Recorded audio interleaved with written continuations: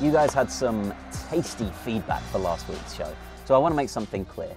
The Transfer Weekly is not about us spreading rumours that we just made up. We'll leave that to the rest of the media. Instead, we want to treat bungling clubs, whinging players, and clickbait websites with all the respect they deserve, which is none at all. And for those of you who broke the comments section with what I'm told are some of the harshest comments Onefootball has ever received, my producers have picked out a selection of your nastiest comments for me to read on camera at the end of the show. So if you want to see a grown man cry, stick around. There's only one man in football anyone cares about right now: Neymar. The Brazilian has broken the transfer market with his move from Barca to PSG. 222 million euros. A few years ago, that would have been PSG's annual budget for transfers, wages, and everything else. Now it gets them one player. So who wins and who loses out of this deal? Well, it's a tough one. The income means Barca can pay Leo Messi's tax bills for the rest of his life and still have enough money to buy 2 or 3 of the world's top talents without even touching their savings. Above all, that would allow Ernesto Valverde to sort out the mess that Barca's central midfield has become since the footballing god that was Xavi quit. But that job may take a while. Barca have ignored their midfield over the last few years because they've been building their team around their forwards. Instead of death by 1,000 passes, they've beaten the opposition with the sheer magic of MSN. Without Neymar, it's just MS. So what about PSG? While it's a figure that would make most chairmen shit themselves, the Parisians are owned by oil billionaires. They could buy a whole team of Neymars just to hang around their palaces doing keep-ups, just to entertain them, and they wouldn't even notice the money had gone. And if Neymar helps them win the Champions League, then wasn't it all worth it? Whatever happens with those two, this is going to make an already mental transfer market jump the shark. If Neymar's worth 222 million, what's Alexis Sanchez worth to Bayern? Or Kylian Mbappe to Real? If the going rate for a superstar is now over 200 million euros, then soon you'll end up with average players like, I don't know, Kyle Walker, going for ridiculous fees like, say, 50 million? So what do you do when you've got a few hundred million burning a hole in your pocket and another big old hole in your left wing? That's right, you go shopping. Barca need to get a replacement in for the Brazilian, and that could lead to an epic domino effect. Dembele would be a bit of a risk for Barca though. While he's got pace and talent to burn, he's still raw like a good steak, and half the time he's so useless he looks like he couldn't find his arse with both hands. But what Barca will miss with Neymar is that unpredictable brilliance, where he does something no one else thought possible in the final third, and that is what Dembele is all about. But maybe the Catalans want to go a different route, and if so, they could do far worse than look at the club that's just pilfered their second best player. PSG have plenty of attacking talents, but the man who fits the Barca bill has to be Julian Draxler.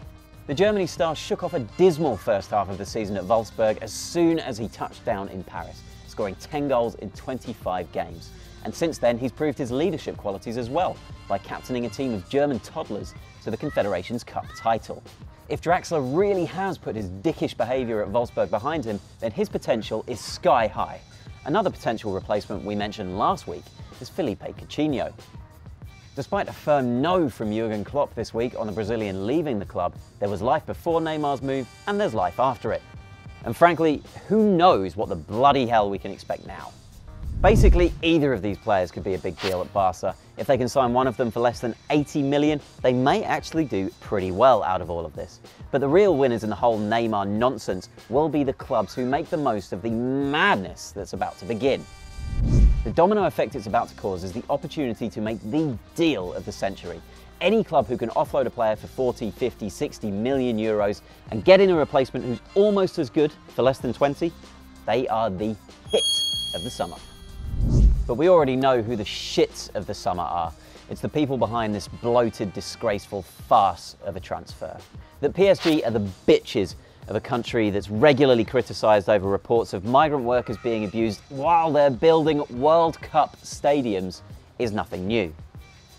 But this transfer, worth more than double the previous world record, shows the true level of disregard their owners have for football.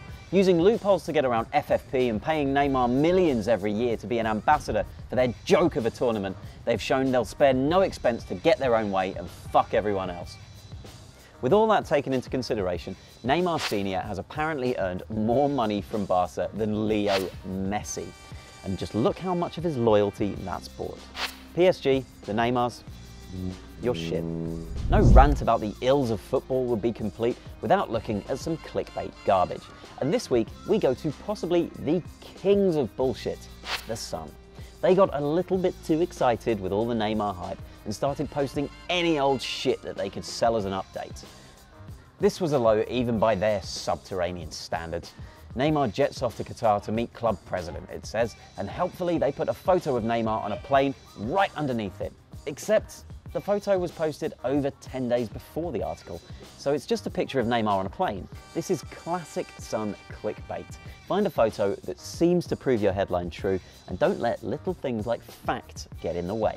I feel like it's too obvious to say the Sun is a steaming pile of shite, but what the hell, it's fun. 2 trash cans for you, consider yourselves trash.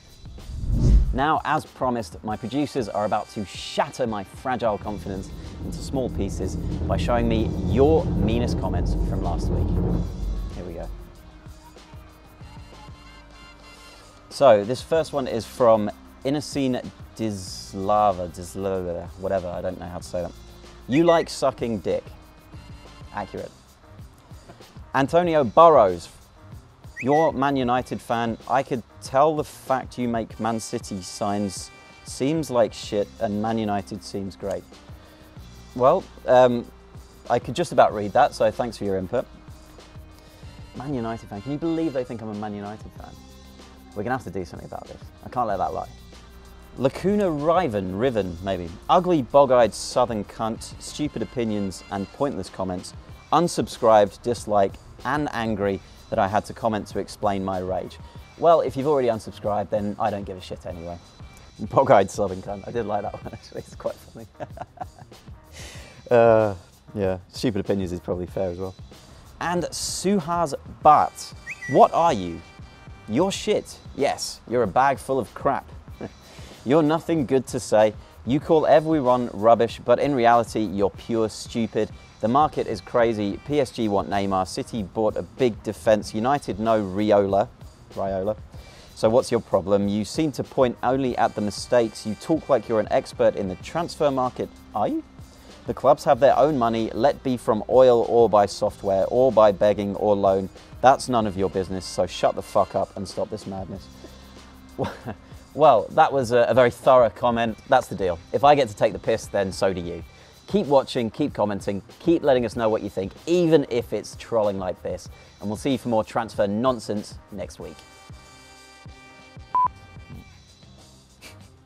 You like sucking dick. That's a classic, isn't it? That's like, the old ones are the best, you know. You can just keep using that again and again and again, every situation.